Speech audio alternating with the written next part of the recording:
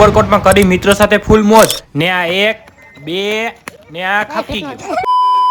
ઘડીક વાર ગાર્ડનમાં ટાઈમ પાસ કરીને એક લોકેશન હારું તો ને વિડીયો બનાવીને થઈ ગયા કિલ્લાને આગળ જોવા માટે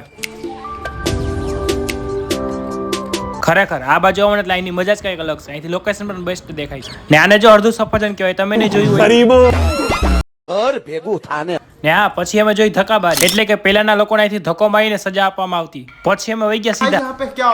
અહીંયા આવે એટલે વિડીયો ફોટા પાડો જ પડે ને પછી કોકે કીધું કે આની ઉપર જાવ એટલે મસ્ત લોકેશન દેખાય ને અમે જોયું આ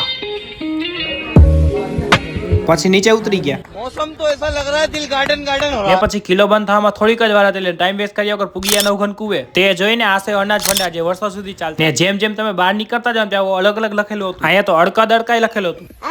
ને આ ત્યાંની ટોય ટ્રેન ને બહાર જવાનો રસ્તો દેખાઈ ગયો એટલે અમે સીધા વહી ગયા ડાયરેક્ટ બારે ને ખરેખર અહીંયા આવીને આવી મજા રાજાજી ને પછી નીકળ્યા બારે તો જુનાગઢમાં થઈ ગયો તો વરસાદ ચાલુ પછી શું નાસ્તો કરીને પીને આ શું થઈ ગયું ગાડી ની અંદર આવતી લાગે ને હાલો મળીએ બીજા નવા મિની વ્લોગમાં ત્યાં સુધી આવજો